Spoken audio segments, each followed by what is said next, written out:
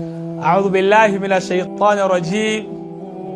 بسم الله الرحمن الرحيم وبه نستعين عونك يا معين ولا حول ولا قوة إلا بالله العلي العظيم. وعلم آدم الأسماء كلها ثم عرضهم على الملائكة وقال أنبئوني بأسماء هؤلاء إن كنتم صادقين. ثم الصلاة والسلام على حبيبنا وسيدنا ومولانا محمد صلى الله عليه وسلم وعلى آله وأصحابه ومن والاه. أيها المستمعون الكرام في كل مكان، السلام عليكم ورحمة الله تعالى وبركاته. وعليكم السلام ورحمة الله تعالى وبركاته. lẹ́yìn ìdúpẹ́ fún Ọlọ́run, kíkí Ọlọ́run àti ìtọrọ ìkẹ́ àtìgẹ̀ tó pọ̀ tí ò ní lópin fún ànábì wa Muhammad sallallahu alayhi wa sallam, ọ̀gá wa aṣáájú wa jùlọ, bàbá wa àgbà Al-Alori Al-Allamatu Sudani rahimahullah, Ọlọ́run bá wa kẹ́ bàbá àgbà lágége Ọlọ́run Sheikh Adam bá wa ṣàlékún kẹ́ fún wọn sí. Bàbá wa àgbà ní Mọ̀sìngbá Al-Mufti Al-Awwal, Ọlọ́run bá wa ṣàlékún kẹ́ fún wọn sí. Bàbá wa àgbà Abu Haji Sheikh Yusuf, Ọlọ́run bá wa ṣàlékún ìkẹ́ fún wọn sí, àtàwọn tí wọ́n gbaṣẹ́ fún wọn. La ilaha illallah wala Muhammad Rasulullah. Gbogbo ẹ̀yin tí ẹ ń wò wá ní gbogbo àgbáńláyé, jákèjádò àgbáńláyé, gbogbo ẹ̀yin mùsùlùmí àti mùsùlùmá àtẹni tí kìí ṣe mùsùlùmí àmọ́ tí ó jẹ́ olólùfẹ́ mùsùlùmí àti Islam, àláfíà Ọlọ́run ní gbogbo ìgbà kó máa bá ẹnì kọ̀ọ̀kan láyé tá a wà yìí, kó sì máa bá wa kíyámà wọlá nàbì lọ́dọ̀ Ọlọ́run. Ìjókòó lẹ̀ wa ní ìrọ̀lẹ́ yìí pẹ̀lú bàbá wa àgbà Al-Alimul Kabir, bàbá wa Fadilatu Sheikh Alhaji Abdulwasi' Waliyullah Atayese Jakmal Asadul Waizin ọmọ bàbá lágége, hafidhahullahu ta'ala wa adamallahu dawlatahu. Ọlọ́run jẹ́ ara wọn àlùfáà wa pẹ́, wala la ilaha illallah wala Muhammad Rasulullah. Bí a ti máa ń ṣe ní gbogbo ìgbà gẹ́gẹ́ bí ìṣe wa àti gẹ́gẹ́ bí àṣà wa, gbogbo àwọn mùsùlùmí tí wọ́n ń bẹ pẹ̀lú wa ní gbogbo ààyè, wọ́n tún fẹ́ gbọ́ sálámà yín bàbá. Bí sálámà yín ni ń máa ń tu àwọn la, ń sì máa ń fi àwọn ọlọ́kan balẹ̀, ń máa ń múnú àwọn ọ̀dọ̀ bàbá. Gbogbo àgbáńlá yìí fẹ́ gbọ́ wọn yẹn rọ̀ lẹ́sà. السلام عليكم ورحمة الله تعالى وبركاته. وعليكم السلام ورحمة الله تعالى وبركاته. Naam, sálámà bàbá ni a ti gbọ́ ni, Ọlọ́run jẹ́ ara àwọn àlùfáà wa àgbà táyé ṣe pẹ́. Naam, gbogbo ẹ̀yin olólùfẹ́ rẹ lọ́kùnrin àti lóbìnrin tí ẹ̀ ń gbọ́ wa, ẹni tí a torí ẹ̀ wá sí eré ètò yìí ní ìrọ̀lẹ́ yìí, òun náà ni nǹkan tó ṣe pàtàkì, nǹkan tó ṣe gbòógì, òun la torí ẹ̀ jòkólẹ̀ ní ìrọ̀lẹ́ yìí pẹ̀lú àwọn àlùfáà wa àgbà àtayé ṣe. Naam, kí ni nǹkan náà? òun ni lórí ọ̀rọ̀ ẹrú Ọlọ́run ọmọ ìyá wa, akọrin dáadáa ni, akọrin mùsùlùmí, alhaja wa Mastura Àṣàfà. alájà wa yìí wọ́n ṣe dáadáa, alájà wa tèmi ni success, Mastura Àṣàfà tèmi ni success. alájà wa yìí wọ́n ṣe dáadáa fún Islam, wọ́n ṣe dáadáa sí inú ilé bàbá wa àgbà Sheikh Adam rahimahullah. àmọ́ gẹ́gẹ́ bí a ti mọ̀ yí pé àwọn àlùfáà wa àgbà táyé ṣe nǹkan méjì tó pàtàkì jù lọ́dọ̀ àwọn àlùfáà wa àgbà, àbí ká ní nǹkan mẹ́ta tí bàbá wa yìí fi ṣeré rárá tí wọ́n sì máa ń mú lọ́kùnkúndùn. alákọ̀ọ́kọ́ lọ́rọ̀ anábì wa Muhammad, bàbá wa táyé ṣe wọ́n ka ọ̀rọ̀ anábì kún púpọ̀ jù pé àbùkù kan kò ní talé anábì wa Muhammad. ẹni bá ti ń ṣe nǹkan tó dáa lágbọ́nrin anábì wa Muhammad, àfi kájóhun náà mọ̀ yí pé bẹ́yẹn bá ṣe nǹkan tó dáa sọ́dọ̀ anábì a máa ṣàdúrà fún ẹni bẹ́ẹ̀. gẹ́gẹ́ bẹ́ẹ̀ ni Maulana Sheikh Adam Al-Allamatu Sudani rahimahullah, tẹ́yẹn bá ṣe nǹkan tó dáa sọ́dọ̀ babalágége, bàbá wa táyé ṣe a máa compensate irú ẹni bẹ́ẹ̀ ipi wọ́n ṣeun tó ṣe dáadáa fún bàbá mi. gẹ́gẹ́ bẹ́ẹ̀ ni tẹ́yẹn bá ṣe èyí tó kù díẹ̀ káàtó, tẹ́yẹn bá da nǹkan rú lọ́fíìsì babalágége, àwọn àlùfáà wa àgbà táyé ṣe ó yanjú ẹ̀ pé bẹ́lẹ̀ yìí ti rí bó ti rí rèé. ẹlẹ́kẹ̀ẹ́ta òun ni Maulana Al-Mudirul Hali, bàbá wa Sheikh Muhammad Habibullah Adam Abdullah Al-Alori, bàbá àgbàlágége tó ní bẹ́ẹ̀ bá ṣe dáadáa fún bàbá àtayé ṣe ó kiri ẹni bẹ́ẹ̀. bàbá ní kódà ń fẹ́ lè sọ̀rọ̀ àmì dẹrú fúnrú ẹni bẹ́ẹ̀ torí ń fẹ́ àfa mi mà fẹ́. bẹ́ẹ̀ ni bí a bá ṣe tó kù díẹ̀ káàtó sọ́dọ̀ àgbàlágége tó ní àtayé ṣe irú ẹni bẹ́ẹ̀ yóò rí other side of Sheikh Jakmal. torí ẹ̀ la fi wá mú nǹkan gbòógì tó ṣe pàtàkì yìí wá fáwọn olólùfẹ́. Bàbá wa táyé ṣe bàbá èsè mídíà, bàbá ò sí ní Instagram, TikTok àtàyè ṣe ò sí ń bẹ, Telegram, Facebook, kódà WhatsApp Mọ̀lánà ò sí ń bẹ. Àmọ́ bàbá wa ń bẹ nù jàmá tọlọ́run àti tànàbùwà Muhammad àti ká ṣe Nazari nù tíra. Èyí táwọn ọmọ kí wọ́n bá rí báyìí la máa ń gbé wá fún bàbá pé bàbá àmọ̀ tún rí nǹkan báyìí, àtúrí nǹkan báyìí, bá a ti wá ń lọ lérí Facebook àtúwárí nǹkan tó dáa. Òun la tún wá mú wá ń rọ̀ lẹ́yìn sáà. Alájà wa Masuro Àṣàfà tèmílì success wọ́n kọ orin kan. Orin yìí madhu ni, orin ẹ̀yìn ni. Orin náà dáa, ó dùn gbọ́, ó dùn rí, ó dùn wò, ó sáùndì dáadáa létí. Mọ̀lánà Sheikh Adam náà wá fi yìn. Wọ́n yin bàbá, wọ́n kí bàbá pẹ̀lú ẹ̀yìn tí ń bẹ lára bàbá dáadáa. Torí ìdílé ìlà fi wá sí ọ̀dọ̀ yín ní ìrọ̀lẹ́ yìí sá. Orúkọ orin náà máa jẹ́ òjíṣẹ́ Ọlọ́run sá. Òjíṣẹ́ Ọlọ́run ní táìtù orin náà. Ẹ̀yin tẹ́ ń tẹ̀lé wa lólùfẹ́ kẹ́ ẹ lè mọ tí a fẹ́ compensate Alájà wa Masuro sí ní ìrọ̀lẹ́ yìí. A play orin yìí fún gbogbo ẹ̀yin jàmá lọ́kùnrin àti lóbìnrin kẹ́ ẹ lè gbọ́ bó ti dùn tó, bó ti dáa tó, àti bó ti nírọ́wà tó, àti tó dáa tó wà nú ẹ̀ inú ẹ̀yìn tí wọ́n yin Mọ̀lánà Sheikh Adam Abdullahi Al-Alori. Inshallah ẹ máa tẹ̀lé wa ẹ sì máa bá wa ká lọ. Ẹ máa tẹ love and like ẹ̀dẹ̀ máa share rẹ̀ kó máa lọ dáadáa. Ẹ farabalẹ̀ fún wa láti gbọ́ orin yìí láti ìbẹ̀rẹ̀ rẹ̀ tó fi dé òpin. Ẹ̀yin náà orin kórin tó dáa tó dùn tí ó sì dùn mẹ́yìn náà ni. Àlùfáà wa Izullah, bismillah.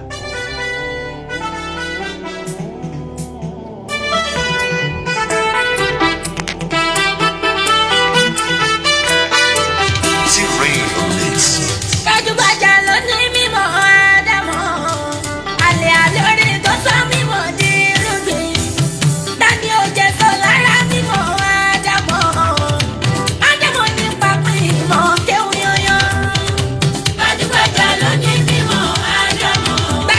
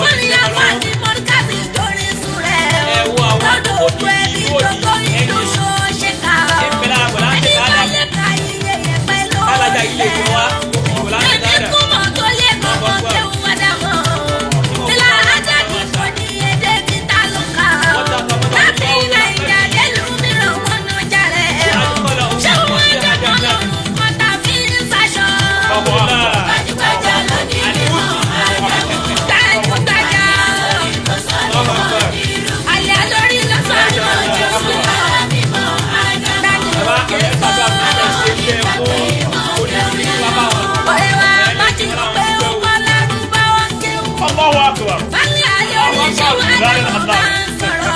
bàbá tó kí o lọlẹ lábàdúrà ní ìjọ kọlọdúnwá kéwù. Allahu akbar. kò ní mọ̀ bá tó fi sọ pé a sáńtà. Allahu akbar. òkun àpamọ́ fi ọlọ́run lọ ní orí bẹ́ẹ̀. atọ́kùn wá sí ibi ìmọ̀ ẹ̀ka fẹ́sí. lábẹ́rẹ́ tọ́jú bọ́rọ̀ kan ní mọ́ríkà. ìlàlẹ̀ wù lára dédé wọ́n ṣẹ́gun. ṣé nígbà wọ́n ṣe wàhálà yìí fún. ṣé kò wáyé ká ṣàdúrà fún lọ́rùn. láti ṣàdúrà fún múdìrú tó ṣẹ́kù. tàbí ṣẹ́tànù lára tó ní táwọn wò. ádámọ̀ ti bí ádámọ̀ kó tó lọ. gbajúgbajà ló ní mímọ́ ádámọ̀. wà á tá àti ẹlọ́pàá ọ̀la ìdílé ká ṣàdúrà fún bàbá. ọlọ́run sáré ọmọ wa náà wọ́n tọrọ fún wa náà. ọlọ́run àti báwa gba káyọ̀dé ọmọ àbálágé òde. ìdí pọ̀ ní gómìnà pọ̀ sí ibùdó. gbogbo ìgbókò tí kò tó ní iye wọn. bàbá wọn dẹ̀ ká aláwùn tó wá jẹ́ pé àkókò àtọ̀tọ̀ ṣe tajà wà táwọn ní. kàmí àkọ́rọ̀ ṣe wá dáhùn lágége. a ò lè kọ́ tó tẹ́lú aṣẹ́kù nítorí. ìwọ ádámọ̀ kọjá òye nìkan. lẹ́yìn ọlọ́run tó ṣẹ̀dá ẹ̀ wá sáyé. lẹ́yìn ọlọ́run tó ṣẹ̀dá ẹ̀ wá sáyé. àgbà ìjẹ́ ni ọlọ́run ló fi bí wọn. ìyá àti bàbá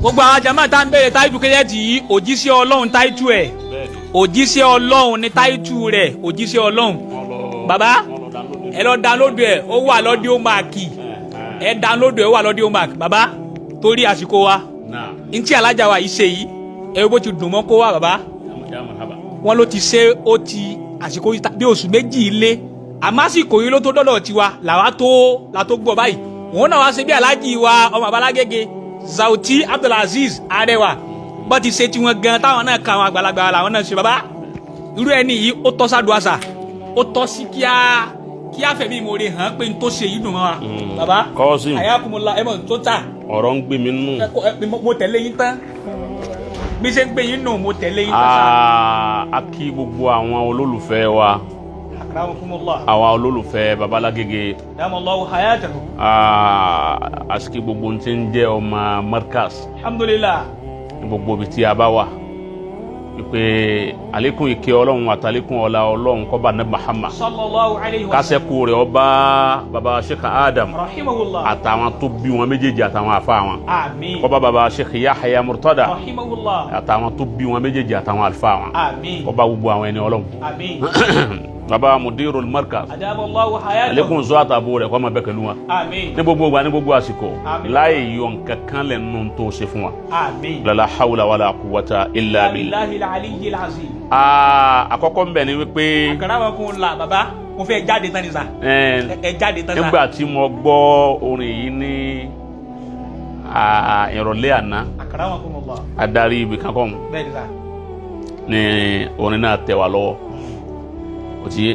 ó ti jáde pẹ́ o kò jáde pẹ́ o ó ẹsẹ̀ jáde ni ok sa akramakumullah ọgbọ́n kí ni mo lọ́ ẹsẹ̀ sí ó ṣe jáde báyìí ó ẹsẹ̀ jáde nù barakati ó ti jáde pẹ́ o ọjọ́ oṣù mẹ́ta o oṣù méjì o ó ti yé báwọn ó ẹsẹ̀ jáde nù. akramakumullah àkọ́kọ́ ń bẹ ni wípé ẹni tó kọrin yìí inú àkọ́kọ́ ajab yálà ajab ohun àrísé mà tí mo rí ni pé ẹni tó kọrin yìí obìnrin ni masha Allah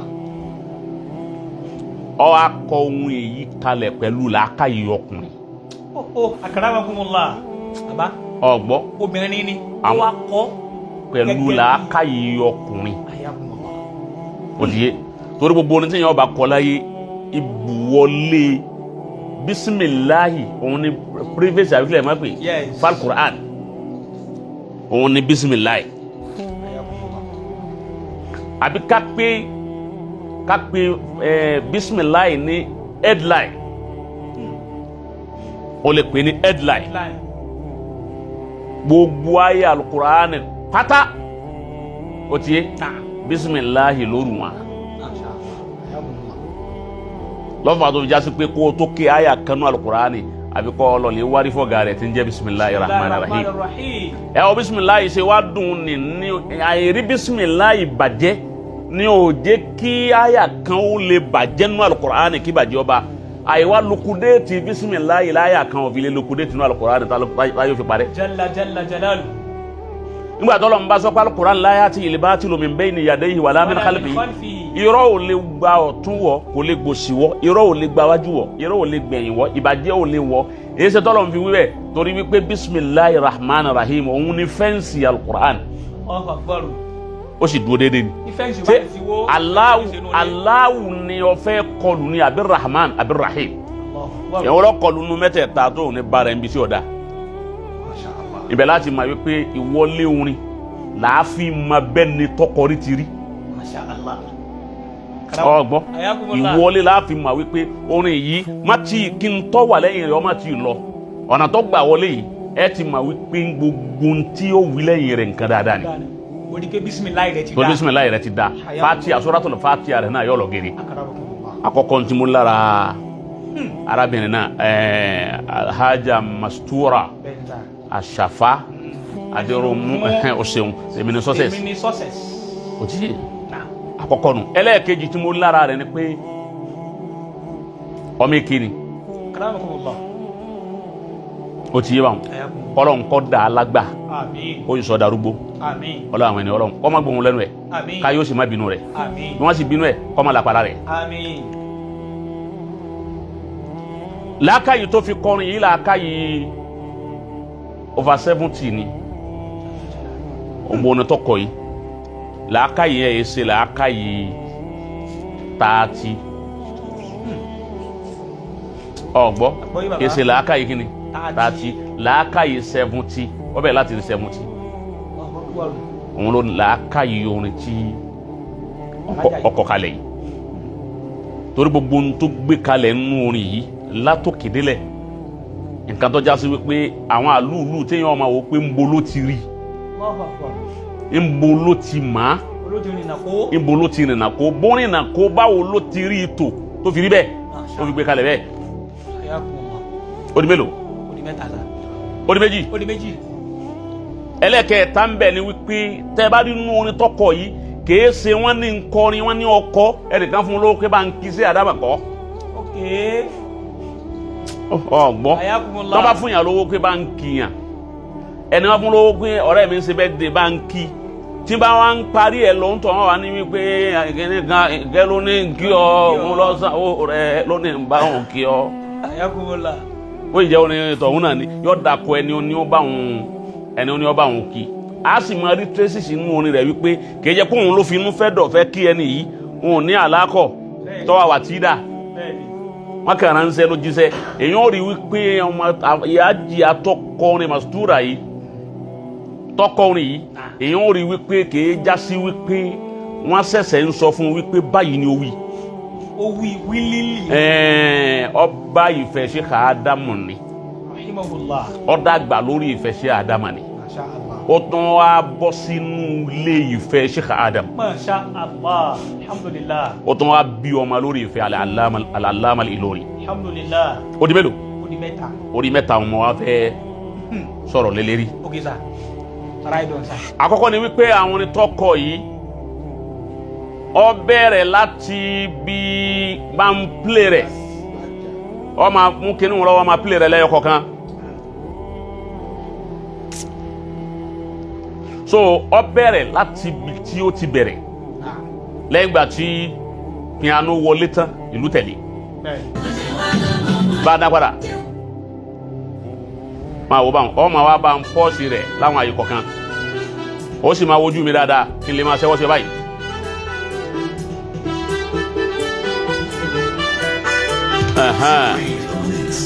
gbajúgbajà ló ní mímọ́ Ádámọ̀ àlẹ́ àlórí tó sọ mímọ́ di irúgbìn. bẹ́ẹ̀ni dání ó jẹ sọ lára ẹ̀kẹta nù. Ádámọ̀ ní pàpọ̀ ìmọ̀ kéwù yọyọ. ọ̀yà tó bá wọn. bàbá. ọ̀yà bá mú ní ẹyọ kọ̀ọ̀kan. gbajúgbajà onímọ̀ ní Ádámọ̀. gbajúgbajà onímọ̀ òun ni Sheikh Adam al-Allama al-Ilori ń bọ̀ wá.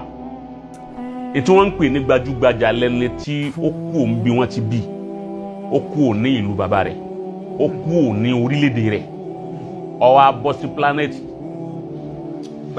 àgbáńlá ayé tó ti di ẹni tọ́já world famous. number one Maulana al-Allamatul Kubra al-Allamatul Ilori al-Kubra baba Sheikh Adam àwọn ní number one lẹ́yìn Usman bonu Fodio ní gbogbo tí ń jẹ́ Nàìjíríà kò sáàfà tó lè bá ọgbọ́ kò dàrú bàbá kò sáàfà tó lè bá lẹ́yìn Sheikh Usman bonu Fodio níbi kíni níbi mímọ́ àkọ́kọ́ nù ọgbọ́ àkọ́kọ́ nù gbajúgbajà onímọ̀ náà Sheikh Adam ta ni Ọlọ́run wá fi ṣàánú òun ni ṣe wà límì. alhamdulillah. ọgbọ́ àgbọ́yé bàbá. àwọn ló jẹ́ kí a lé ṣe Usman bonu Fodio bá torí pé àwọn ni mujaddidu ẹlẹ́ẹ̀kejì ba'da Ali Fodio ó ti yé gbogbo Lárúbáwá ni wọ́n wá gbà wípé Sheikh Adam àfáà ni àwọn ọmọ Lárúbáwá mọ̀ bẹ́ẹ̀ bọ́ ọba délẹ̀ Lárúbáwá dákọ̀ rẹ̀ èyí tó bá lóun ọ̀gbọ́n tí ń jẹ́ Ádámà rí tó sì jẹ́ ọmọ Lárúbáwá sọ fún un pé ọ̀njọ́ ọmọ Lárúbáwá ni kò sí mímọ̀ Lárúbáwá lára rẹ̀. bàbá wo èbí Lárúbáwá ọ̀hún wọ́n èbí. àkọ́kọ́ nù Akramakumullah. kò sírú ẹ̀ ń bí èyí hùn dájúgbàjọ mímọ̀ láti àṣírù rẹ̀ ata asrina al-yawm Mashallah. ọgbọ́ Akramakumullah. wa in haradta an tunaqishani fa marhaban bihi wọ́n tó bá rí irú wọn bẹ́ẹ̀ mú wa ọ̀hún àwẹ̀ ni mo sọ wípé n tí fi ń kọrin yìí ìmọ̀ tí fi ń kọrin yìí mímọ̀ ló fi kọ́ èyí sáà ìmọ̀ kan torí mo rí tírésìsì pé ẹni ó kéwú ni ajá arábìnrin náà ó ti yé báwọn ọmọ rírì mímọ̀ ìmọ̀ ló fi sọ àkọ́kọ́ nù tani o Jésù lára mímọ́ yóò dà fún ọ talẹni tí ó jèso lára àmọ́ Mawlana Allama kò sí àfa ọ̀hún tí ń bẹ ní Nàìjíríà yìí tó bá jásí pé onímọ̀ ni wọ́n ń pè é ìmọ̀ Sheikh Adamu ń bẹ nínú ma rẹ̀ bẹ́ẹ̀ni èyí tí ó bá wá tírésì ìmọ̀ Sheikh Adamu nínú ma rẹ̀ tó lóun ọ̀kọsẹ̀ bá mímọ̀ Sheikh Adamu inú rìn àjò mímọ̀ ń rí ọ jáde kó sọ kó sì búra pẹ̀lú ẹ̀ a sì wẹ́lú kọ́ ọmọ ẹ gbogbo ntọ́ bá wò lè dà tí ntọ́ bá wò lè jẹ́ bẹ́ẹ̀ni ó ti yé ìmọ̀ Sheikh Adamu dúkìá Allama gbọdọ̀ wà nù dúkìá rẹ̀ wàláwù bọ́ bá tiẹ̀ ka tírà àwọn kọ́dà bó fi tírà àwọn tako àwa tá à ń jọmọ wọn bẹ́ẹ̀ni kọ́dà lómi ọ̀fẹ́ tako bàbá Mudiru yóò tún wá lè mú tírà Sheikh Adamu fi tako ó ti ka tírà yẹn ọjà nfààní ń bẹ̀ ló fi mà wípé a tún fi tírà yìí tako yẹn bẹ́ẹ̀ni ọ̀gbọ́ gbọ́yé bàbá ọkà ọgbọ́yé lọ fi mú wá láti wákà láti wá fi takò àwọn mọ́ríkàzì ọjẹ́ onímọ̀ o tí ó sì làmìlà káàkiri gbogbo ayé ayakumullah dúkìá Sheikh Adamu gbọdọ̀ wà nù ẹrù rẹ̀ àfi tọ́ ọba bò máa sọ tọ́rọ̀ ń ó sì máa béèrè lọ́wọ́ rẹ̀ tó bá dà kíámà wallahi lazim torí nínú àmánà tó gbà tó dà padà lọ́wọ́ ìṣíkta ó di mélòó? abẹ́yìntà ó di méjì sá ta ni ọ̀jẹ̀ èso ta ni ọ̀jẹ̀ èso lára mímọ̀ Allamatul Ilori òun ni ajá mistura yìí sọ alhamdulillah ẹlẹ́ẹ̀kẹta ìwọlé nu o ọsọ mímọ́ di irúgbìn Mọ̀lánà wa sọ mímọ̀ di irúgbìn ó gbin mímọ̀ kalẹ̀ níbo ni wọ́n gbìn sí wọ́n gbin ìmọ̀ yẹn sí Agége náà wọ́n wá gbìn sí Agége ní gbogbo àwọn èèyàn tẹ́ máa wípé èèbù iṣu tán bá yẹn bá gbin iṣu àbó gbin àgbàdo àwọn nǹkan owó tún ni àbẹ́yẹn gbin ẹ̀gẹ́ ọgbìn sóyà àbó gbin sóyà tẹ́nìkan wá débẹ̀ wọ́n wá òun náà mú bẹ́ẹ̀ alóhun náà fẹ́ lè gbìn sọ́dọ̀ òun eléyìí náà mú bẹ́ẹ̀ alóhun náà fẹ́ lè gbìn ẹ fún mi léèbù èmi náà fẹ́ gbìn sọ́dọ̀ mi ibẹ̀ ni àkọ́kọ́ mímọ̀ tòde òní tí gbogbo ayé ń lò yìí ibẹ̀ wọn ló ti kọ́kọ́ pilẹ̀ ibẹ̀ ni wọ́n ti gbìn tí gbogbo kó wa ń lọ lè mú bẹ̀ ní direct how indirect ó ti yé ó di mélòó ó di mẹ́ta ẹlẹ́ẹ̀kẹ́ ni wà nù. pàpín ìmọ̀ kéwú yẹnyẹn Sheikh Adamu nípa pín ìmọ̀ kéwú yẹnyẹn muntahal ilm muntahal ilmi òun nu Sheikh Allama Ilori huwa muntahal ilm ọgbọ́ àgbọ́yé bàbá ẹnìkan ò ní tako eléyìí ọ̀dọ̀ ẹ̀ nípa pín mímọ̀ pín sí pẹ̀lú òkú ọlọ́run lẹ́yìn mímọ̀ tí Sheikh Adamu lẹ́yìn ma Sheikh Adamu ń jọ bàbá náà ti lọ àìrí mọ̀ tuntun kò tí ì sí òun gbé mímọ̀ tuntun wá ọgbọ́ Àgbọ́yé. láti gba wọn ti wá lọ láti 30 ọdún lé nísìnyí àyè tí ì rí ìmọ̀ míì tuntun tuntun táwọn ìpè wọn yìí máa kàn níta àti rírí kò sí bàbá sì mú àwọn mímọ̀ wá tí ò ti sí rí ìfọwọ́ kí bàbá ó tó dé mashallah pàpín mímọ̀ nù mashallah ó ti yé báwọn. náà lọ́dọ̀ wa níyà yìí mo tún wá ń sọ fún ọ wípé lẹ́yìn ìgbà Sheikh Adamu ti lọ tán ni báàbù pé mo fẹ́ jà dáadáa lẹ́kùn rẹ̀ títì kò sí mujaddidu mọ́ lọ́nà òòsà kò lè sí mujaddidu kan mọ́ pàápàá jùlọ ní gbogbo ohun tí ń jẹ́ ilẹ̀ Yorùbá yìí kọ́rí inú mi tí wọ́n ń bọ̀ nǹkan mọ̀já àánú àlọ́ ti Ọlọ́run ti kàtàmà jà kàtàmà rẹ̀ mashallah tajdidu kan ò sí ma mashallah ó ti wá ẹnu tí bàbá yẹn ẹnu bí ọba adéhùn náà òun láà máa fọ̀ mọ́ra wa lọ́wọ́ ó ti má fọ̀ kàn sí pé o tún retí wípé bí ìgbà tí yẹn retí pé ànábì Ìsá ń bọ̀ wájú òsì ní wa kò sí lè wá àbó ti wá ní ó ti yé báwọn gẹ́gẹ́ bẹ́ẹ̀ lẹ́ni tí ń retí wípé àáfàá kan wà á jáde wá ń bì kan yọ̀ lálẹ́ wò kọ́sí mo ní ó ti wá mo ní ó ti wá. ta ni ó fi tàlàfà ta ni ó kọ ọgbọ́ akramakumullah náà pàpín ìmọ̀nù mashallah náà inú àwọn ọ̀rọ̀ tó wá ń sọ nígbà tí ń lọ àwọn ọ̀rọ̀ kan bẹ tó tún jẹ́ àlúùlù ń bẹ tí mo fẹ́ kó mú. Sheikh Adamu ṣe wàhálà pọn mi sámú ó ní bàbá wa lẹ̀ lórí ó ní wọ́n ṣe wàhálà pọn omi sí àmù pẹ̀lú wàhálà ni omi wo ni omi mímọ́ wà bá lọlẹ̀ lárúbáwá lẹ́yìn gbà wọn akéwù tán wọ́n lọ ilẹ̀ Lárúbáwá pẹ̀lú wàhálà bí ìgbà tí wọn ò ní dé láti tún wá ìtẹ̀síwájú mímọ̀ lọ. Nígbà tí bàbá débẹ̀, bàbá ní mo rí wípé kò sí nǹkan kan ń bẹ̀ mọ́, ọdún náà mọ́ padà. Bàbá ní mo ti rí lé mo ti rí ta, kò sẹ́ni tí ó dẹ́rù kéwú bà mí mọ́. irúgbólóhùn yìí sẹ́nìkan sọ ṣáájú. Kò sẹ́ni ó sọ ṣáájú wọn, kọ́dà ẹnìkan ò tí ì sọ lẹ́yìn wọn. Ìwọ wí bẹ́ẹ̀. wípé Bàbá ní tó bá yẹ pé kéwú tó lọ ń pa èdè Al-Qur'ani àtàdísì Ànábì àtẹ̀dé Lárúbáwá, ọmọ Lárúbáwá ó ṣe pẹ̀lẹ́pẹ̀lẹ́ bí bàbá ti wínú. Bàbá ní kí ẹ ṣe fàárí o, Ọlọ́run ọ̀dá fàárí mami o. Èmi sábà ṣe fàárí o, Ọlọ́run ọ̀dá fàárí mami. Àmọ́ n tó jẹ́ ń wí bẹ̀rẹ̀ ọmọ Lárúbáwá ó ṣe pẹ̀lẹ́pẹ̀lẹ́. Ìwọ jáde lọ́la kó o wí bẹ̀ wípé ọmọ Lárúbáwá ó ṣe pẹ̀lẹ́pẹ̀lẹ́. Ọmọ dúdú ní ọkọ̀ jáde sí ọ.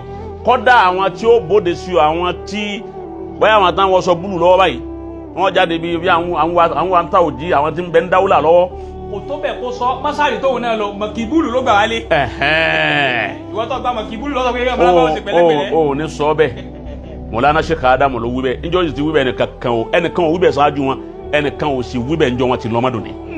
bàbá ṣe O ti yé bá wọn wá ṣe wàhálà pàmísámù. Ajé Amastura wá ń wí pé bàbá tún wá ń bẹ àwọn èèyàn pé ẹ wá mú. Lẹ́yìn ìgbà tó ṣe wàhálà tán, wọ́n tún wá ṣe wàhálà lérí àwọn tí ó mú mi. Ebi yẹn bá ṣe wàhálà pàmísámù, a ní nítorí ọmọ àwọn lòun fi pọ́n. Ọmọ ọlọ́mọ kan ò ní ti kọ́ọ̀bù bọ́nú àmú mi. Bàbá ní pínlẹ̀ pọ̀ ọmọ ọlọ́mọ wa, wọ́n á fa àwọn ọmọ tí wọ́n lẹ̀. Ẹmu ẹ yó. Ntọ́ bá sẹ́kù ẹ̀ fílẹ̀ báwọn ọmọ mi. Ọlọ́run wá ní rárá, ntọ́ bá sẹ́kù kọ̀ tún náà làwọn ọmọ tiẹ̀ náà mú. Masha Allah. Gbọ́ Kọ́sìm. Oye bàbá. Ajiya yìí, Mastura yìí, ẹ wo durar. Bàbá. Ẹ wo dúró ọ̀rọ̀ yìí, ẹ̀dọ̀ kí ọ̀rọ̀ ní ọ̀rọ̀ náà. Ọlọ́run kọ́ wọlé gbólóhùn kan tó wuyì.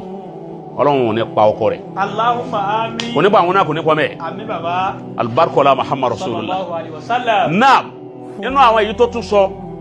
Sheikh Adamu kọ́ Lárúbáwá ní kéwú. Yóò dáa fún ọ. Ó ní Mọ̀lánà kọ́ ọmọ Lárúbáwá ń kéwú. Bẹ́ẹ̀ ni, kò sí tako. Sírọ́ bẹ́ẹ̀. Kò sí rọ́ńbẹ́. Ọmọ Lárúbáwá, bàbá Mudiru ní nílẹ̀ Lárúbáwá. Àwọn lọ àwọn rí Lárúbáwá kan àfáàgbà. Tọ́wá gbọ́ wípé ọmọ Sheikh Adamu ni ó sì dìde. Ó nígbà tí bàbá yín máa wá bí òun lòun máa kó tírà tẹ̀lé wọn. Ọmọ Lárúbáwá òun lòun ó kú bá wọn kó tírà lọ́wọ́ báyìí tí wọ́n bá wá sí kọ́nfúrẹ́nsì lọ́dọ̀ àwọn Lárúbáwá bí wọ́n ti fi mímọ́ tí wọ́n ti fi mímọ́ ta òkìtì. Lágbàńláyé mímọ́ ní Mazari. Bẹ́ẹ̀ ni World Cup mímọ́. Ó lòun máa kó tírà lọ́wọ́ fún bàbá. Ẹni wọ́n ti wá di àfa àgbà ayé. Lọ́wọ́ rí bàbá Mudiru tó ní wọn kí wọ́n yí pé ọmọ àfa mi. Ó ti bá wọn kọ́ ọmọ Lárúbáwá ní kéwú. Naam. Okay. Okay. Okay. Yóò dà fún ọ.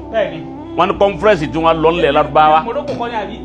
Alájì wa ń lè márùn sí ní bẹ́ẹ̀ Jazairi àbí nǹkan. Ní Jazairi bàbá wọn lè márùn sí ní àwọn èèyàn mú nǹkan. Mọ́sálárù mọ̀ọ́sùkù ni ajú ń lè márùn. Wọ́n ní àwọn ọmọ wa àwọn ọmọ Nàìjíríà méjì tí wọ́n lọ sílẹ̀ Lárúbáwá. Bàbá Pọfẹ́sọ̀ Jimba Mbembe àtàwọn ẹ̀tọ́ àtẹlùmíì náà. Àwọn wípé ẹni bá fẹ́ mọ ọ̀rọ̀ nípa Al-Imamu Al-Magili. Ọ̀gbọ́ yóò àwọn sì ní nǹkan wọn bẹ̀ wọ́n. Ẹni bá fẹ́ mọ nípa rẹ̀ kó lọ wo tírà Al-Allamatul Ilori Sheikh Adam tí ó pè ní Al-Imamu Al-Magili. Ọlọ́lẹ̀ wo ó ní ibẹ̀lẹ̀ ti rí wọ́n dá wọn padà wá sílé Nàìjíríà. Bàbá tún máa fa àwọn Morocco. Bẹ́ẹ̀ ni táwọn ọmọ débẹ̀ táwọn olùlọ. Wọ́n ní àbídẹ́ ẹ bá fẹ́ mọ àbíkẹ́ débi tírà rẹ̀ ọmọ Àlọ́rin ni wọ́n. Ọgbọ́ ọmọ Àlọ́rin iná ni wọ́n. Naam. Má jẹ yẹn yóò tábà ní wọ́n kọ́ Lárúbáwá ń kéwú. Wọ́n kọ́ Lárúbáwá ń kéwú. Kọ̀sátàkó mẹ́ torí kò sí ń tọ́ nákìdù nù orin látòkèdè lẹ̀ èmi gan mọ́ fẹ́ nákìdù orin wọn kí n kọ́ nákìdù ẹ̀ náà ká tó wọnú ẹ̀ ẹyọ kan tó pọ̀ nákìdù ń bọ̀ wá òun lè rí nákìdù. Naam ọ̀sọ̀ yìí ó tún wá ní bàbá ṣe tíra tí ò ló ń kà tíra Al-Allamatul Ilori lé ní 100 ń jọ wọ́n ti lọ láti 30 ọdún lé tí wọ́n ti lọ kò sẹ́ni ó tì í lè bá títí dòní. Ó ti yé báwọn àkọ́kọ́ náà ó kú kọ́ wọ international náà ó ti yé báwọn wọ́n tẹ́wọ́ gbà alágbà ńlá ayé lọ́hùn ọ̀dà wọn tiẹ̀ wọn tẹ́wọ́ gbà wọn ọ̀tẹ́wọ́ gbà kọ̀sẹ́ ni ó ti dọ́gọ́rùn. sí. ó ti yé èyí òun náà inú àwọn ọ̀rọ̀ tí ọ sọ náà inú àwọn ọ̀rọ̀ náà ni wọ́n wá pé Mọ̀lánà Sheikh Adam ó ní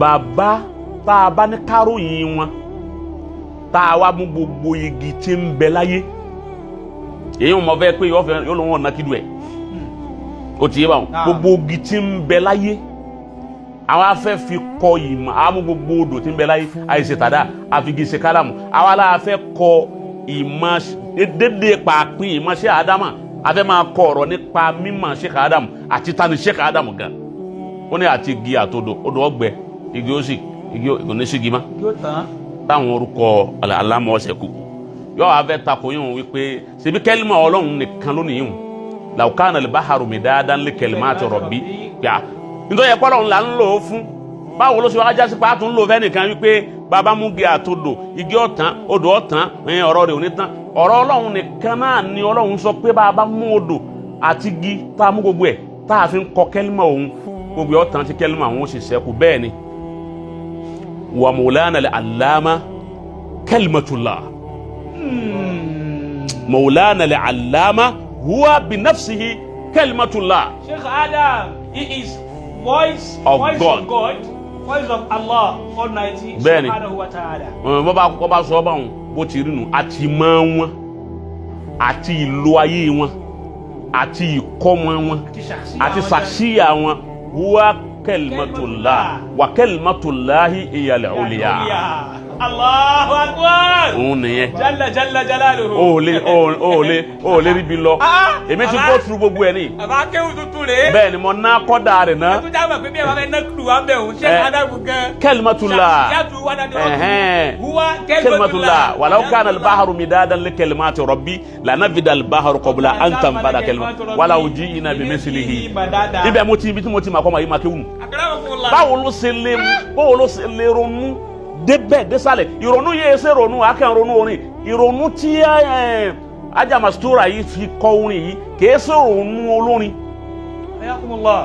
tọrọtọ ní ìròrí orin ọ̀tọ̀ ní ìròrí ilhamul ilahi. ó dá ìròrí mo fẹ́ kí èèyàn kọ́. ìròrí mo fẹ́ kí èèyàn kọ́ ọ̀rọ̀ tó sọ yìí ṣe ọ̀rọ̀ tí èèyàn kan lè fojú ntọ́ fàánù tàbí pé ọlẹ́tọ̀ sí kákì máa bá ní ntá gbé fún àbí àwọ̀dù rẹ̀ ntí máa ń ṣe ọ̀pọ̀lọpọ̀ àwọn apapọ̀ jùlọ lọ́dọ̀ wa ńlẹ̀ Yorùbá yẹn yìí báwọn èèyàn àwọn ọmọ wa tọ́lọ̀ ń bùn tálẹ̀tì tí wọ́n bá lo tálẹ̀tì wọ́n lò fọ́ba ni wọ́n lò fún gọ́fúnà ni wọ́n lò fún kíníkan ni kọ́dà kò sí gọ́fúnà tí ó pè wọ́n pé ó ṣeun ó ti wá pẹ̀lẹ́ tọ́ba kí wọ́n ní pínpín náà ọmọ yìí ṣe é dá. wọn níyìn lákàyè. wọn níyìn ẹjọ́ dọ́dọ̀ àwọn òyìnbó lọ́wọ́ kó lò lákàyè ọ̀hún àwọn òyìnbó máa gbé gẹ́gẹ́ ni àmọ́ yà wọ́n gbé nǹkan gẹ́gẹ́ ìjọ àwa ti Ájì Sàwùtí bẹ̀ tá a gbọ́ tá a sì ṣàdúrà fún wọn ni àtàbà torí wípé Mastura yìí jẹ́ obìnrin àwa là á da tiẹ̀ tí n tó ti kọ yìí jẹ́ àlùlù àbí kájà yọ ọmọ tó ṣe ó ṣe ń tí ọ̀dà náà àjà yọ ọmọ apolongo ẹ̀ fàyè. a sọ fàyè aláwọn jẹmọ àwọn èèyàn ti kẹ́mi òkè bàbá kí ló ṣe ẹsẹ̀ tó sẹ̀mí náà nù.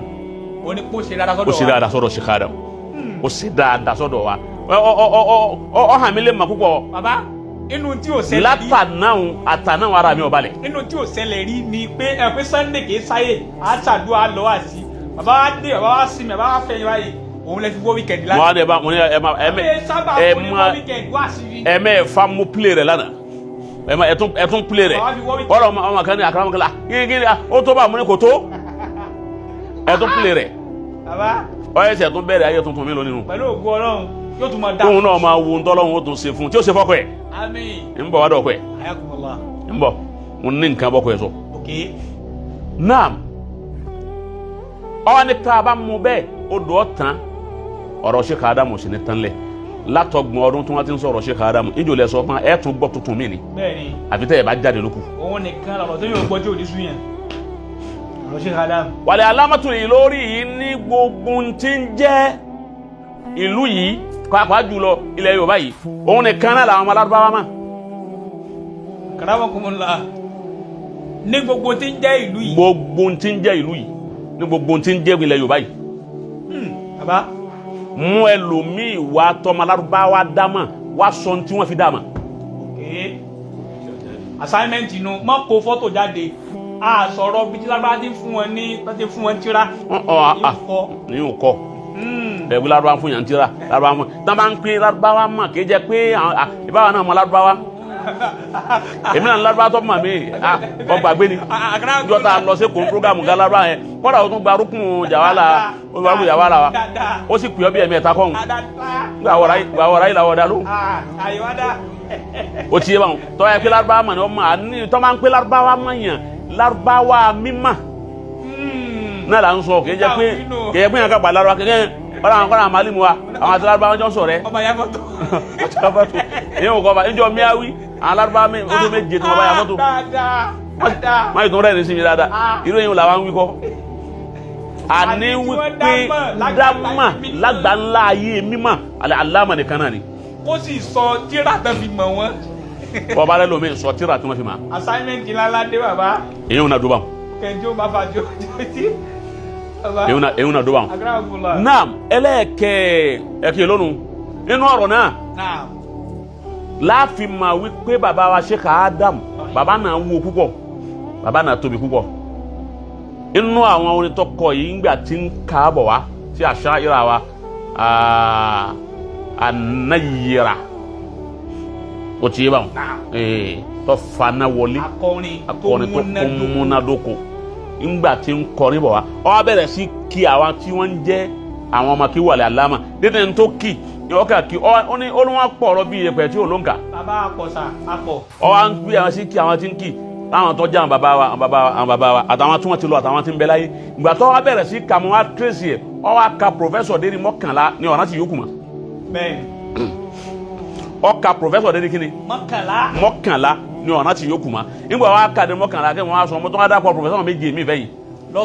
lọ́tọ̀ tí ò sí nínú àwọn èyí tí alájà yìí ká ẹ̀ka méje fún mọ́kànlá ọjà yìí tí ibi tẹ́mi máa dénú tẹ́bá tó lọ́dọ̀ àlájò lè máa ràn àwọn tó ń ka àwọn pòfẹ́sọ̀ míì àwọn parafíìsà ti ń bẹ nínú àwọn ọmọ akéwù Sheikh Adam nígbà náà ọmọ akéwù Maulana al-Allamatul Ilori ó ti yẹ wọn ò lè kà wọn tán. tí wọ́n sì jìnnà débẹ̀. mo yẹ ṣe àwọn pòfẹ́sọ̀ oní rìsọ́ọ̀tì lásán o. rárá o pòfẹ́sọ̀ tí wọ́n àgbọ́yé wọn débẹ̀ náà bàbá wa Sheikh Adam ó wá gba dókítà wọn à sì gba pòfẹ́sọ̀ títí tí wọ́n fi kú ìdí rèé tá a fi wípé kò sẹ́ni ó lè kú òun ó lè wọn bá ẹni tí ó gba dókítà tí ó gba pòfẹ́sọ̀ ìwọ tó wá gba dókítà àti pòfẹ́sọ̀ wọ́n tún wá ń dààmú lérí pé bó lẹ́nu yìí ti débi ó dé yìí. àgàrà mọ̀kùnrin lọ ọlọ́jà rí yín pẹ́ sà mo fẹ́ bá àwọ̀ bìkan láàrin yẹn sà. ìwádìí kan bẹ tí ń lọ káàkiri nísìn. ẹnìkan àfa kan ló wí bẹ̀ yìí pé ẹni tí ṣáádà rẹ̀ ojú tàdírí ìtìdáyì ìrìndádí àbí sànàwí lọ kò lè lágbọ́yé lágbàláyé mímọ̀ kò lè ní mímọ̀ tí ó kárí ayé àfi kó ní dòkítọ́rà àbí ustadiya pòfẹ́sọ̀ lọ́wọ́ Sheikh Adamu yìí ẹ wá ní wọn ò ní ṣáádà dòkítọ́rà wàlá ustadiya ti pòfẹ́sọ̀ ìmọ̀ wọn sì jáde jákèjádò àgbáńláyé bàbá ẹ bá àárín yẹn bá clarify rẹ̀ sà. Ọlọ́run jọ dáa fún wọn. àmín bàbá. wọn ò ní tàdírí. bẹ́ẹ̀ni. wọn ò ní bùtìdáyì. ayakumullah. wọn ò ní tòjíhì. wàlá ìdádí. wọn à ní ti jámíà. akramakumullah.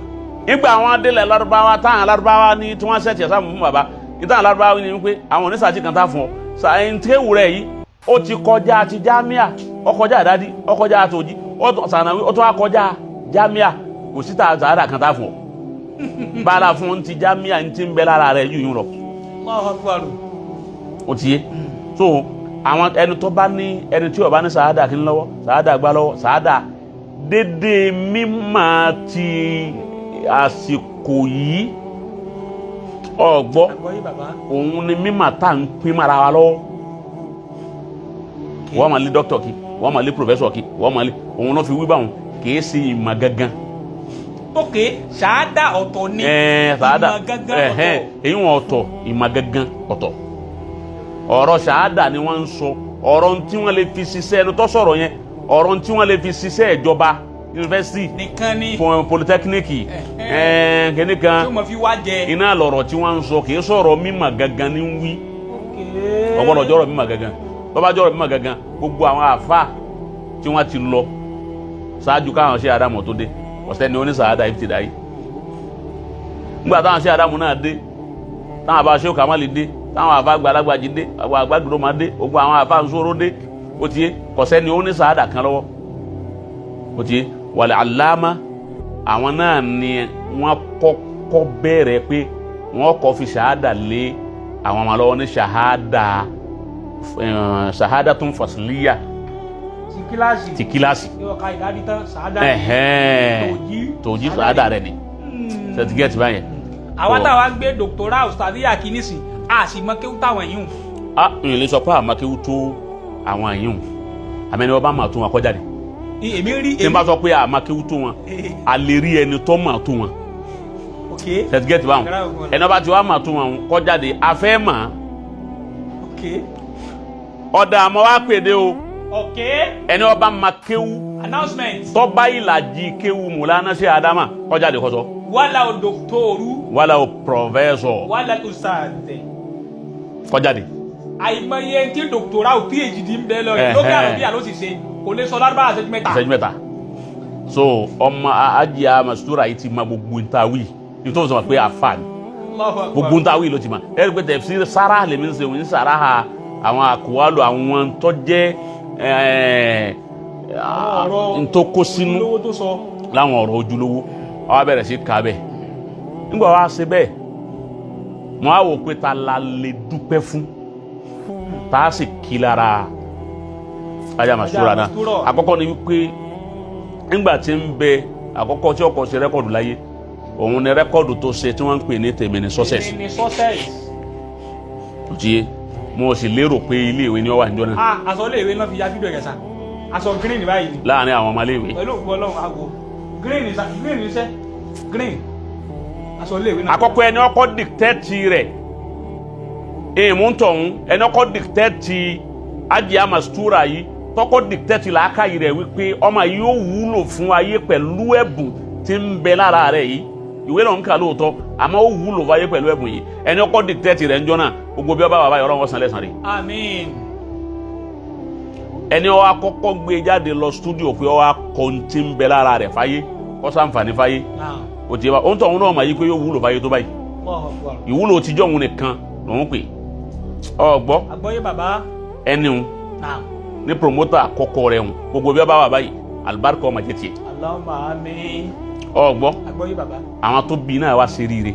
alhamdulillah. ó wá kọ jáde bẹ́ẹ̀ ọdún yẹn náà la kọ́kọ́ pé ìràwọ̀ rẹ̀ ó kọ́kọ́ jáde omi lé mi oko tí ò síbi tí wọn ò ti gbọ́ Tèmi ni Success láti ọdún ọ̀hún tó ti wá bẹ̀rẹ̀ ní kékeré ọ̀hún ó wá di wípé títí di òní tá a wá ń sọ̀rọ̀ yìí ìràwọ̀ rẹ̀ ó wá ṣe kíni ìràwọ̀ rẹ̀ ó wá parẹ́ kò parẹ́ máa yí la ẹlòmíì ò ti parẹ́ bẹ́ẹ̀ tí wọ́n ní gbọ́ máa wọ́n ní ó jẹ́ pọ́ máa ń bẹ lóòótọ́ mo ti rántí Ọlọ́run wá ṣe é bẹ̀ fún níbo tí wá rí bẹ̀ tó bẹ̀rẹ̀ láti kékeré bá ní débi tó dé yìí tọ́lọ́run sì ń bẹ pẹ̀lú rẹ̀ dùn ní ajẹ́ pé hiya hayatun min hayatillah ayé àmì kan lòun náà nínú àmì Ọlọ́run ló jẹ́ ọ́ dá mi mà ló sì fi lè kọrin àmì fún bàbá wa tí ń di àmì ọkọ rẹ̀ láwọn àṣàgbà Alhaji wa Àṣàfà tó jẹ́ ọkọ Hajiya Mastura yìí Hajiya Mastura yìí inú orí tọ́lọ́run tún ṣe fún ni pé ó bẹ̀rẹ̀ bẹ́ẹ̀ lọ́dọ̀ láti kékeré ó wá tásìkò tí ó dẹ̀ ní ọkọ ó tún wá rí lùjókòó rẹ̀ ìwọ̀n à ń bẹ̀ ń lùjókòó òun jọ tó ti wà ń bẹ̀ títí di òní ọgbọ́ àgbọ́yé bàbá ìwọ̀n à ń bẹ̀ ń bẹ̀ títí di òní làákàyè ọmọ èkì ọ̀wá dààmú rẹ̀ dípò tí ó gbé ọkú nílé ọkọ rẹ̀ Ọlọ́run ò ní gbé ọkú ní ayé rẹ̀ o Ọlọ́run ò ní gbé ọkú láyé rẹ̀ o Ọlọ́run ò ní pa ọmọ rẹ̀ o kò sí ní pọkọ rẹ̀ kò ní yan ọkọ mi fún ọ ọkọ rẹ̀ yìí náà lẹ́jọ́ ló dalẹ̀ ẹnu bá máa bí wọ́n bá ń ṣe ó ní happy home ó ní happy home wàláhi làzim ó tún wá jẹ́ ẹni ọmọ tó fara balẹ̀ kì í so ń gànà gànà ọmọ kì í ṣe èyí tí máa bẹ́ kí fòtì a sì gbúrò nǹkan kan láyé dá pẹ̀lú ẹ̀ laburu gbogbo ẹ̀yin tó kù náà àwọn tó ń jẹ́ olórin ìsìlámù wa táwọn náà ń sunkún pé ibùjókòó àbí happy home ọlọ́mọsá ṣe fọ́kálùkù yìí náà ọlọ́mọ Muhammad rasulullah kí ni mo fi wá ní a ṣe àdúrà fún ọkọ ẹ̀ mo wá rántí alẹ́ àṣà irú lìjáhìlì fi àṣírí lìjáhìlì Masha Allah. ní asiru jahili wọ́n ń pa kọrin kan ní àṣà kí ni mo pè é àṣà Maimun bun Qais ni wọ́n ń pè é inú Bani Qais lọ́wọ́ òun náà ń pè ní àṣà Maimun bun Qais. Maimun bun Qais yìí akọrin ní lasiru jahili ìgbà tí ó di asiru islami tànà Muhammad gbèsè dé sallallahu alaihi wasallam. àṣà yìí wá ń ó jẹ́ gbajúgbajà ní ti kọrin tí gbogbo ayé mọ̀ wípé akọrin lélẹ́yìí Ọlọ́run bùn lẹ́bùn rìn ó sì gbajúmọ̀ níbẹ̀ púpọ̀ ní àṣà. gbàtọ́ adijọ́ kan risala nabi wá dé tá nabi ń jíṣẹ́ fáwọn èèyàn táwọn èèyàn ń da wọn ní Ìsìlámù wìtìwìtì tí àwọn Abu Sufyanu àti àwọn asọ̀nàdìlù Quraysh tí gbogbo wọn ní àwọn onígbàfà nabi àwọn oníjẹ́ kí iṣẹ́ Ìsìlámù ó gòkè àwọn oníjẹ́ kí náà Ìsìlámù ó tàn àwọn oníjà nabi ó gòkè. Sallallahu alaihi wasallam. Anabi ti wá kó Maka bọ́ sí Madina ní wọn bẹ Madina bẹ àṣà tún wọn gbọ́ kìjikìji anabi lọ́hùn. Sallallahu alaihi wasallam.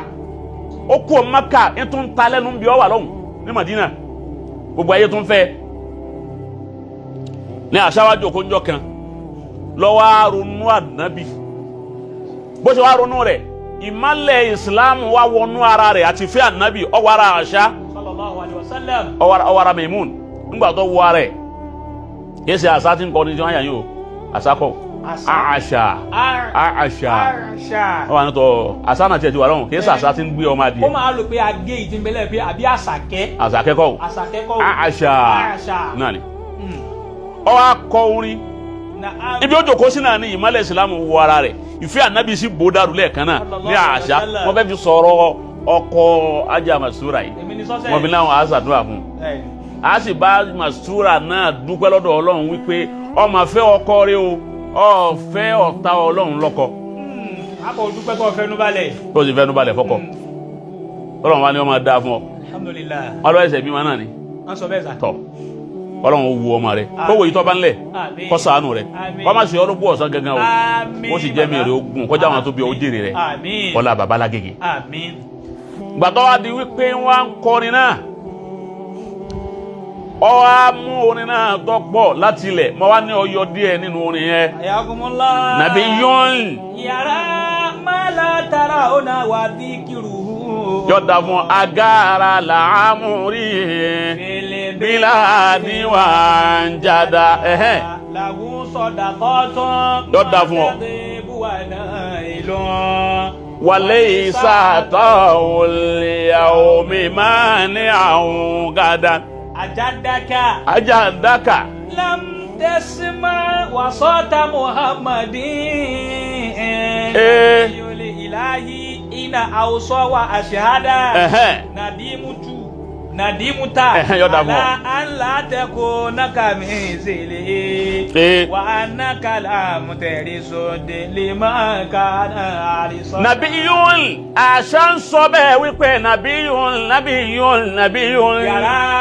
anabi kan ẹwọ nǹkan ẹni tí ọ̀rá anabi rí kò tí gba risala anabi wọlé ìmálẹ̀ anabi wá wọlé sí i la ìmálẹ̀ Ọlọ́run ìmálẹ̀ ìsìlámù wá wọlé sí i la ní pé anabi yàrá máa la tàràwùnà gbogbo yín pátá anabi yẹn rí ntẹ̀yìn òrí gbogbo ntẹ̀rí ní rí ní fi ń pè yín pé ẹ máa bọ̀ wá bí ẹ̀sìn wọn o ó ti rí ọ̀la ni ọ̀rọ̀ pé ẹni bá wọnú ẹ̀sìn wọn ní ọ̀la ẹni tí ó bá sínú ẹ̀sìn wọn ò ní la òun ní sọ o àṣà kọ bẹ wà díkìrù orúkọ rẹ̀ agara ó ti nẹsìn jákò òun fẹ̀mí ń búra bèlèbèlà díwà ń jada ọmọ ti kọjá Maka àti Madina tẹ pé ẹ̀yin lẹbi bá ọ̀rọ̀ anábì wọn ti kọjá apáwà làbí ẹ̀yin ará Maka ẹ mọ tí ń ṣe yín ẹ tètè tẹ̀lé ọmọ ti dògbò àgbáyé.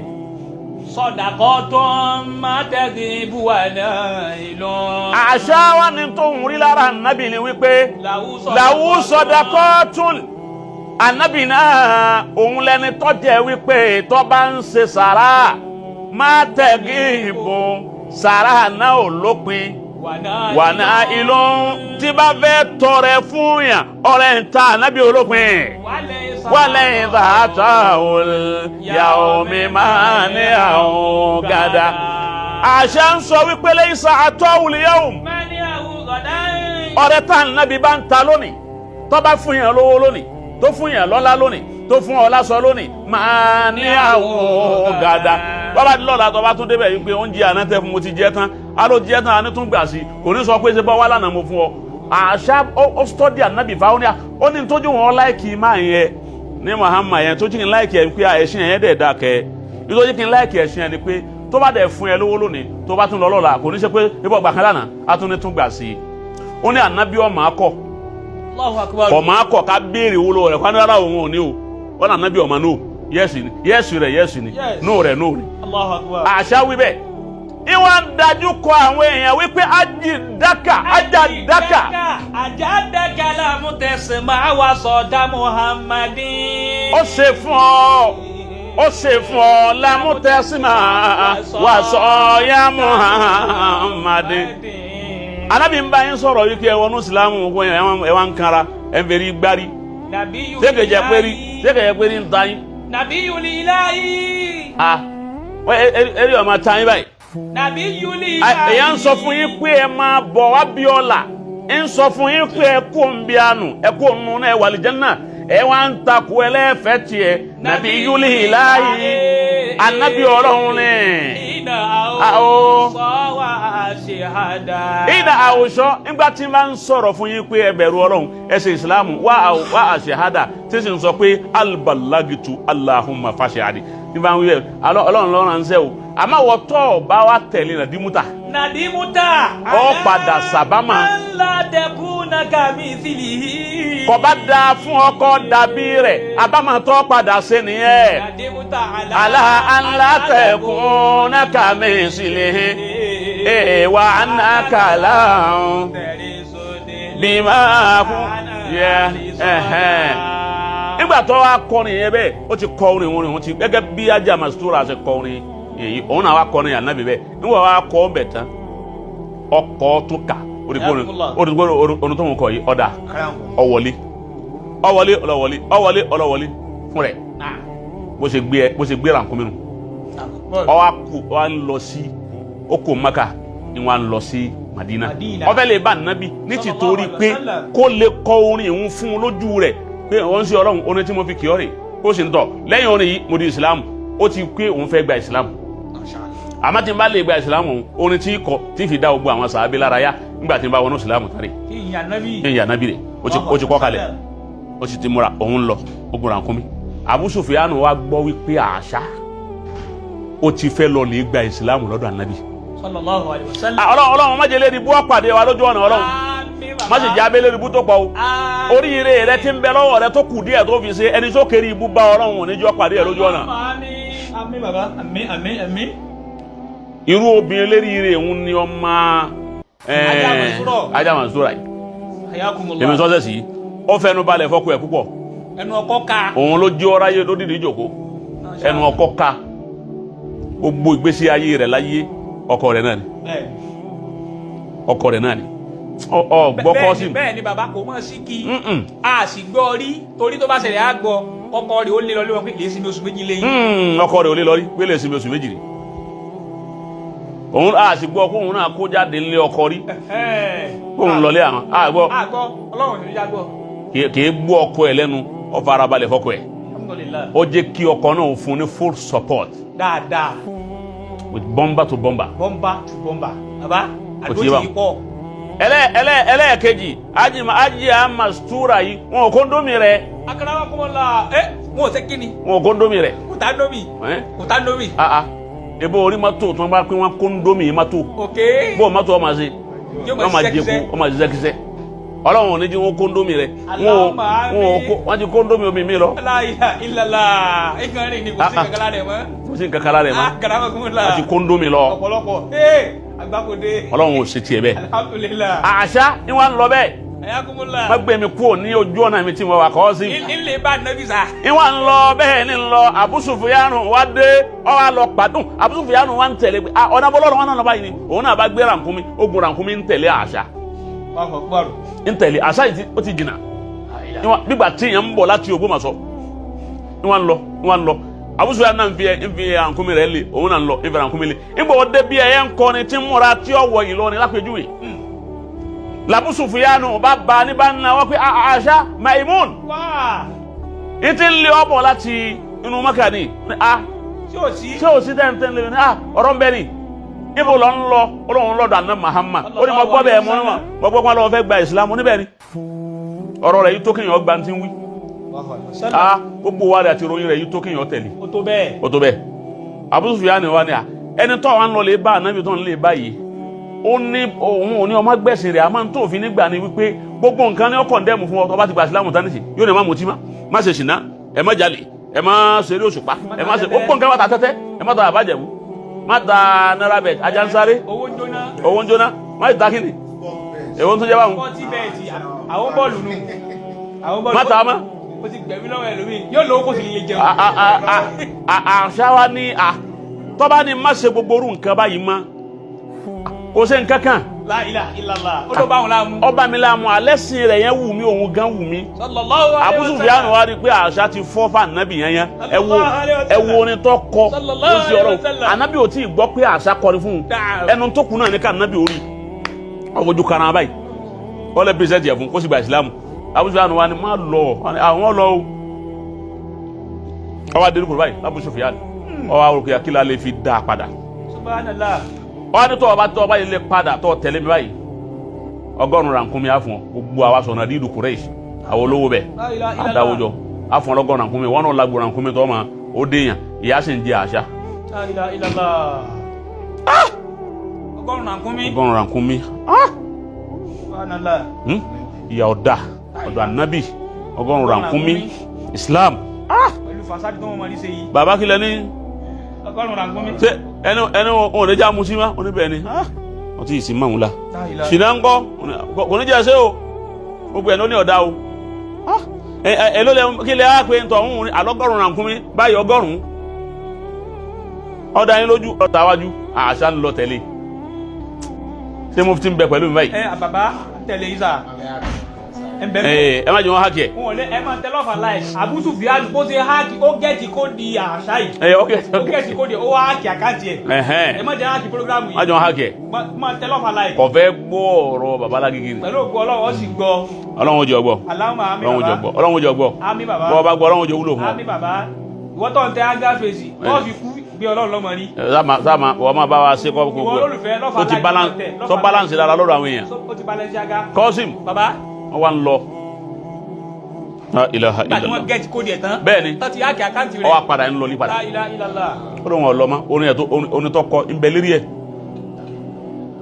ojú ọ̀nà náà ló ti láksidẹ̀ntì pẹ̀lú rànkúnmí kọsẹ̀ rànkúnmí ṣubú ọ̀la eré àṣà máa pátá bí àṣà kú sí náà. La ilaha illallah Muhammadu Rasulullah. 10 minutes ló kù tí ọ̀rọ̀ àánú Ọlọ́run Abu Sufyan sì dá padà. La ilaha illallah. nígbà Mastura wa kọ orin fún àlẹ́ alámàtúlì lórí gẹ́gẹ́ bí inspiration àti ẹ̀ tọ́lọ́hún fi ràn wípé kọ́ ọ wa kọ́ bẹ́ẹ̀ àmọ́ mo nígbàgbọ́ wípé kó tó gbé e jáde àbí kó tó wọ studio yóò sọ fọ́kọ ẹ̀ ìmọ̀tìlá àṣàdúrà fọ́kọ nù. gẹ́gẹ́ bí obìnrin. gẹ́gẹ́ bí obìnrin. bàbá. mo fẹ́ kí baba alágége fa mo fẹ́ ṣe báyìí fa. ṣe é fọwọ́ sí sa. ọkọ wa jẹ́ ẹni tó já sí wípé oorun rẹ̀ báyìí baba alágége ni. Masha Allah. bọ́ bá jí báyìí baba alágége ni. ta ni ń bẹ pẹ̀lú wa. Aji Asafa Allahu Akbar. Allahu Akbar. ọba sùn báyìí ṣe àdámà ni. bọ́ bá jí báyìí ṣe àdámà ni. bí ń jẹun lọ́wọ́ nísìnyí alẹ́ alámà ni. kọ́lá ọba sùn ọba gbọ́ baba alágége ó dìde lọ́kọ ọkọ wa ni èyí tó fẹ́ ṣe òun obìnrin ní ọlọ́dọ̀ mi tẹ́lẹ̀ mo tún fún ọ̀ránkì kan nínú tẹ̀símù mẹ́àwí mo fún gbogbo mẹ́àwí náà. 100.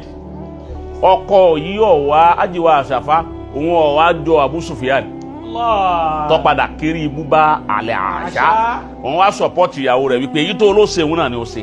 Alhamdulillah. ọwọ́ akọ orin náà wá dùn púpọ̀ kí orin yìí káwá gbọ́nù orin yìí káwọn èèyàn ó sì gbọ́ bẹ́ẹ̀ kétí ó sì lọ bẹ́ẹ̀ àti ká tafsiri ẹ̀ fáwọn èèyàn kí wọ́n máa tó wí wọ́n sì máa gbára àti làákàyè tí Ọlọ́run fún látìgbà tí ń bẹ ń kékeré òun títí dòní tí làákàyè wọn ò sì kú bẹ́ẹ̀. àìsàdúrà fọkọ. àìsàdúrà fọkọ rẹ. orí ipò ọkọ ká kó wá kí ẹ. ọkọ ká kó wá kí ẹ yóò dáa fún ọ. ọkọ wa ṣe bẹ́ẹ̀ torí wípé olólùfẹ́ ọkọ níyàwó nífẹ̀ẹ́. Alhamdulillah. ọgbọ́ olólùfẹ́ ọkọ níyàwó nífẹ̀ẹ́. náà láwùjọ àwọn olórin ẹ̀sìn Aja Mastura yìí Ọlọ́run ò fi pamọ́ Ọlọ́run ò fi pamọ́ wọ́n lè kó kéré lọ́jú eré àmọ́ kò kéré láyé kò sì kéré làákàyè yẹyẹ ọjọ́ eré rẹ tó ń gbé kìtì làákàyè rẹ ojú kam min sab'in fi sab'in wa min sab'ina fi sab'in mélòó ọmọ 70 years ẹgbẹ́ làákàyè ọmọ 7 years níbẹ̀ lérí ẹ̀ a sì rọ ọmọ mi 7 years ní ẹ̀fà yóò sì gbé làákàyè ọmọ 80 years ẹ wo ọmọ Emmanuela kílẹ̀ ń pè ọdún mẹ́rin ọbẹ̀rẹ̀ kí ni rẹ̀ ti ṣe wọn ó ti dèyàn ńlá kí ló ké ọkàn tẹ́ǹgẹ̀ báyà bí ọdún mẹ́rin làwọn yìí ọlọ́run wá fún obìnrin yìí ńlá káyì ó wá lò làákàyè òun síbi tí ìyẹn ti ṣe rí ire láyé ẹlòmíì fi làákàyè tí ẹ bá ti yàn jẹ bẹ́ẹ̀ wọn ó gbóni fẹ́ lòmíì pé kọ́ ọyá máa bú wọn fọ́nrẹ́bù òun ló sì bẹ̀rẹ̀ orin ó ti yé wa bó ti kọ́ òun náà tẹ́ ebu òun náà ẹnu bíi tí ọmọ náà nù. ẹjí ẹ̀kan di lè yín nù. ọ ajá mistura gbogbo jama mùsùlùmí ti ń bẹ́ ń kalẹ̀ àtẹ̀yìn tẹ̀ ń wò wá ẹ wá dákun torí ọlọ́run làkọ́jà kun kan pẹ̀lú ilé láfi kan á sè bẹ́ẹ̀ tẹ́ ń sọ yìí bí alájí wa àgbà ń lè bá rùn bá ń wò wá báyìí wọn ò bá sì sí ń bẹ̀ tí wọ́n padà wò wọn máa kí bí wọ́n bá wà báyìí wọ́n máa bẹ́ẹ̀ nù dùnú báyìí. inú àbọ̀mọ̀dún sí obìnrin náà gan. ọlọ́run ní jẹ́ ọ̀parẹ́ o àmín. ọmọ bàbá alágége lòun náà Mashallah. ọmọ ọ̀dọ́rọ̀ ọmọ náà ní ma bí bàbá ti rí ọlọ́run ò ní da yé rẹ rú àmín.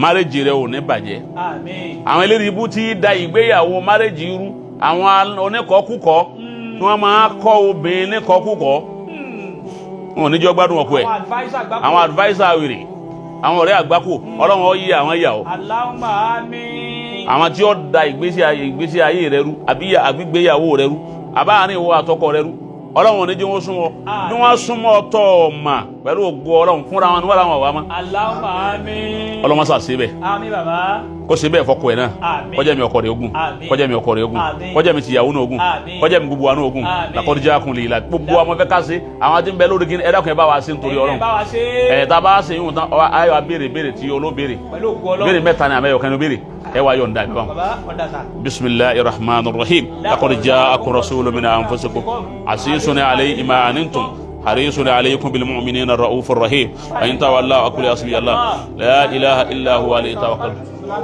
bisimilahi rahman rahim li ila bi quraish